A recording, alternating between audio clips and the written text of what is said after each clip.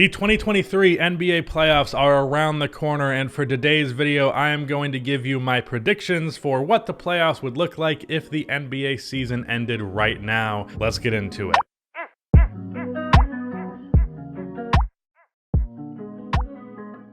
Before I get into today's video, I want to talk about a huge savings opportunity you can get with this video's partner, Mint Mobile. Now, you might have heard of Mint Mobile before because of this beautiful man, but let me tell you about how awesome their service is. Mint Mobile offers premium wireless for as low as $15 a month. And that is without sacrificing speed, coverage, or data. They're built on the nation's largest 5G network, and they keep costs low because they sell directly to you online. Another great feature with Mint is that they make their activation super easy with eSIM cards or even physical SIM cards, depending on what works for you. All Mint plans include unlimited nationwide talk and text, super fast 5G, and a free mobile hotspot. And I can personally attest after switching to Mint that their service has been better than my previous provider and, as previously mentioned, a good bit cheaper. Mint also works to help save you money by tracking how much data you use each month and recommending plans accordingly. Plans that will save you money. I've saved a ton by switching to Mint, and you can too, as can your family if you go with their family plan. And you can actually save even more by clicking the link in the description, where you can get premium wireless, again, starting at just $15 a month. Thank you to Mint Mobile for partnering with the channel. Real quick before I get into this video, if you end up enjoying it, then please be sure to give it a like, because sounds like you liked it, so you should like it. Also subscribe so you can get more of these videos. We're going every other day on this channel, and when the playoffs come around, we are going to be doing daily videos on this channel as well as my second channel that you should also subscribe to if you have not yet, because it's almost at 100K. That said, when I say if the season ended right now, I just mean I'm stopping the standings as they are without factoring in what the records for these teams could be later, but I am treating this as though the playoffs are happening when they're happening. So like technically if the season ended right now, KD would not be a part of the playoffs, but he probably will be if on a back foot going into the playoffs for real. So I'm just saying end of the season to set the standings. That said, let's go over the play-in tournament first. I'm gonna have to keep these explanations short so this video is not a million years long. So let's just say the Bulls beat the Raptors, the Hawks beat the Heat, the Bulls beat the Heat, and in the West, OKC beats Utah, Golden State beats Minnesota, and Minnesota beats Oklahoma City. So Golden State and Minnesota are representing the West 7 and 8, and the Hawks and Bulls are the 7 and 8 in the East. Eastern Conference, round 1. Obviously, Bucks are going to pretty easily handle the Chicago Bulls. Then for the Sixers, I could see the Atlanta Hawks pulling a game where maybe Trae Young just completely goes off and maybe you get a bad James Harden performance. I could see the cards going in such a way that the Hawks manage to pull off a W, especially given that we've seen them elevate in the playoffs before. That said, it's a gentleman's sweep. The Cleveland Cavaliers over the New York Knicks. So this is the first series in the East, and really the only series in the East. If you look at the Eastern Conference as a whole, gonna be a lame first round, more likely than not, because most of these matchups are one team's gonna obliterate the other. But in this case, I could see Knicks Cavs going either way, but I'm gonna go with the team that has one of the best playoff elevators in the entire league, which is Donovan Mitchell. If you look at his regular season stats versus his playoff stats and the efficiency and the volume, all of it, it's absurd. Donovan Mitchell is one of the best playoff performers in basketball. Evan Mobley has been really ramping up things on both ends of the floor lately. And while the Cavs' regular season has been a little bit disappointing, overall, I do trust them as a team more than the Knicks. I understand the Knicks have dominated the conversation a lot more, but still don't trust Julius Randle, still don't trust RJ Barrett, still don't trust Tom Thibodeau. I like the coaching with the Cavs a lot more. I like the defense a lot more. I really think Julius Randle is going to be in hell trying to score on Evan Mobley and Jarrett Allen. I just don't see this working out for the Knicks, but I'm going to predict this to be a 7-game series even after all that, because you add Jalen Brunson into the mix, and suddenly this Knicks team just makes so much more sense, not to mention how good they have been with Josh Hart. This is probably going to be a really defensive, gritty series, and it's going to come down to who is more capable of just generating and hitting difficult shots. And I'm trusting Darius Garland and Donovan Mitchell to do that more than I am Jalen Brunson and RJ Barrett and Julius Randle. So, yeah, I'm going to go with the Cavs, but I could see the Knicks winning that series.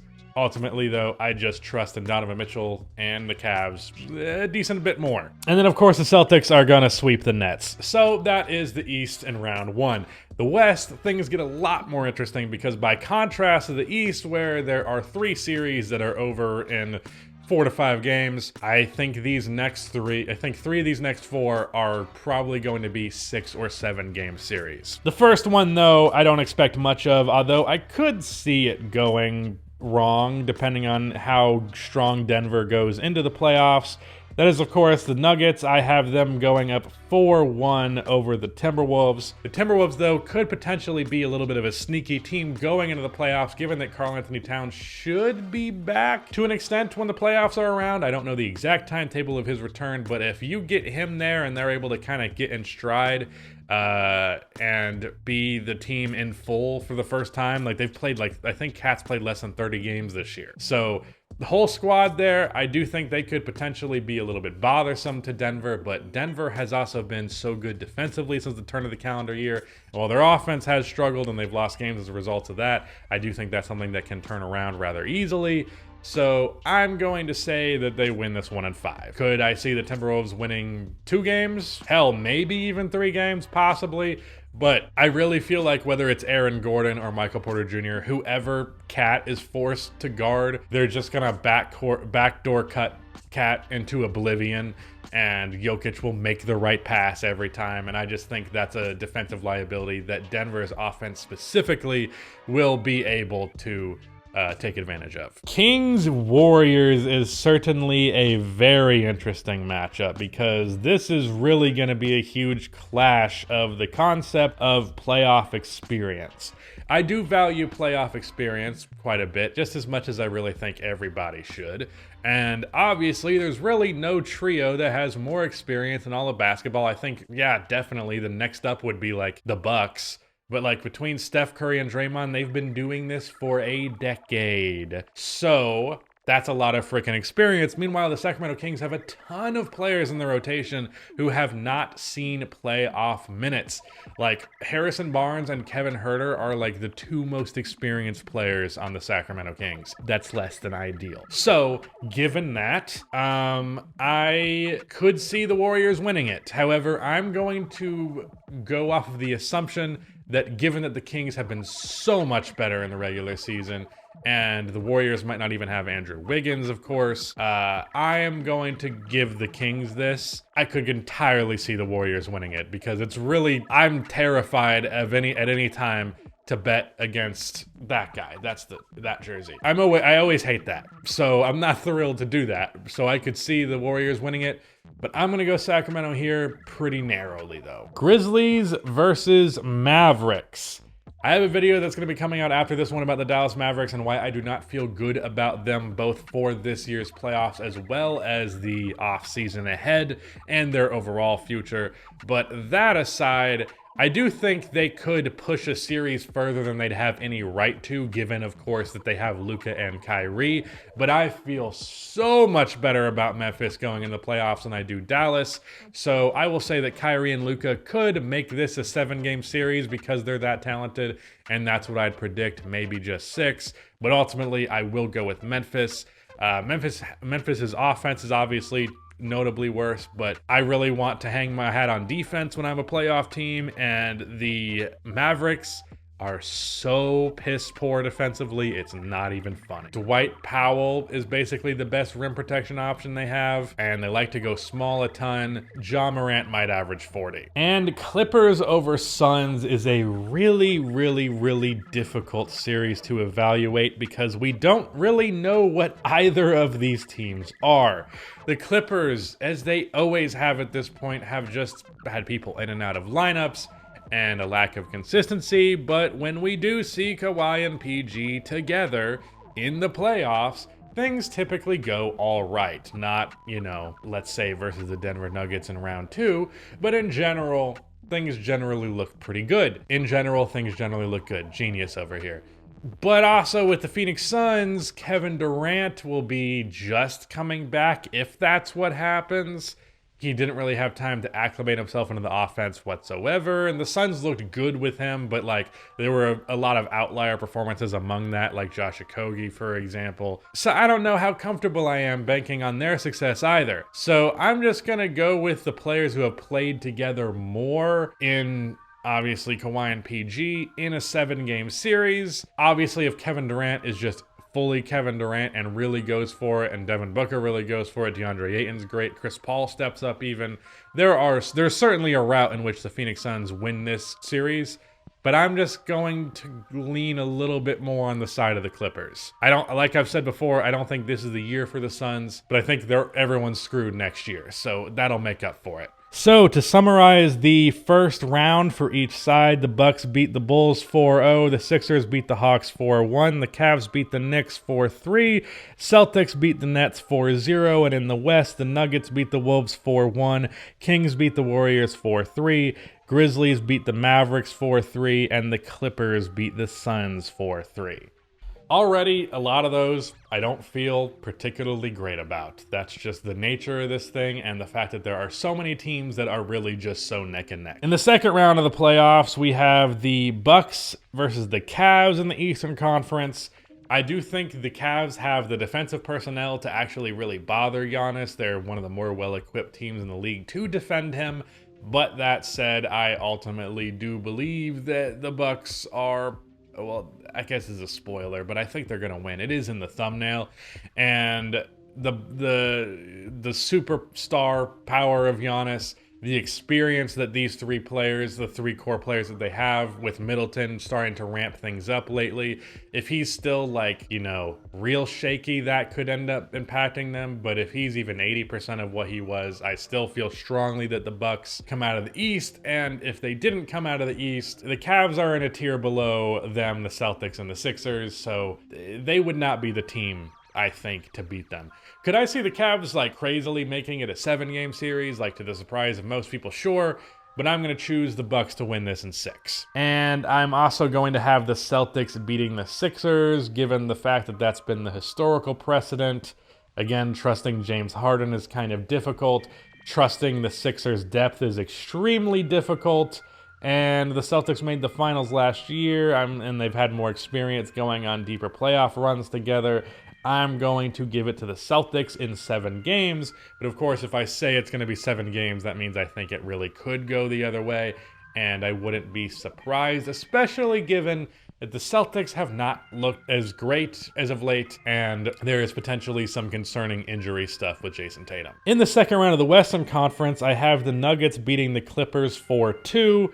Obviously, we have seen the Nuggets beat the Clippers in the playoffs before, and this Nuggets team is a lot stronger than I think that team that made the conference finals in 2020. Michael Porter Jr. is a strong rotational piece and can actually contribute. Aaron Gordon is there now. You're not going to get the like freaking roided up Jamal Murray, I don't think, but Jamal Murray has been winding things up as well lately. So I think the fact that this Clippers team is also worse than the team that they face. The Clippers are worse and the Nuggets are better, and they've already won the series before. I'm going to go with the Nuggets. And Kings versus Grizzlies is a super interesting series. And again, this is another one that I really could see going either way. This is maybe the most 50-50 one here, because I do entrust in what the Kings have done this regular season to translate to the playoffs, but there is again the lack of consistency and the lack of having played together for a super long time. They don't have the continuity that the Memphis Grizzlies have, given that they have made playoff pushes at the very least for the last 3 years now. I do worry a little bit that experience will be their undoing, but I'm still going to ring strong on the Kings, especially given that the Grizzlies haven't had the strongest footing lately either with the whole Ja Morant thing. They obviously have injury issues like all the time, and Dylan Brooks is on the team. I could see them winning it, but I'm going to go with the Kings in 7. Then in the conference finals, I am going to go with the Nuggets, rather easily dispatching the Kings. I do think they could potentially win a game, so I'm going to go with 4-1, but the Nuggets should take care of that. And for the conference finals, I am going to go Bucks over Celtics in 7. If there is any team that I could see that I think realistically would beat the Milwaukee Bucks, I do think it would be the Celtics, but I just think the Bucks are a little bit better, and I trust Giannis more than I do Jason Tatum, and the historical precedent has suggested that's the right move. So yeah, I mean, other than last year, I guess, because whatever. I'm going with the Bucks. And then, of course, that means we get a Milwaukee Bucks versus Denver Nuggets finals. And bad news for Denver here. I don't think they're well equipped at all to deal with what Milwaukee has for them. The interior defensive issues that the Nuggets have aren't gonna survive Giannis well. Like, you throw Aaron Gordon on him and you hope he can have a couple of plays where he manages to outmuscle him, but that's gonna come far and few between, and what's usually gonna happen is Giannis is gonna be dunking on you or getting to the free throw line at the bare minimum. And if he hits his free throws especially, you're screwed. Defensively, they're also very well equipped to bother the Nuggets. Like, the fact that you get to have the big body of Brook Lopez that Jokic has to back down, that's really physically taxing. And then you can have Giannis on the weak side. Like, maybe you leave Aaron Gordon open, and now Jokic just, his best case shot is like an Aaron Gordon corner 3. And the Bucks are really good at having like a guy defending 2 guys. Like, really, I think they have the best defensive situation to stop Jokic, and the Nuggets do not have the best defensive situation to stop the Bucks. So I'm going to go with them winning in 5, maybe 6, maybe 7. But I would be about as confident as I could be that the Bucks are going to beat the Nuggets if they match up in the finals. So yeah, that's it. Shout out to Verdi for editing the video. Let me know what you think would happen, all that. And yeah, that's it. Goodbye.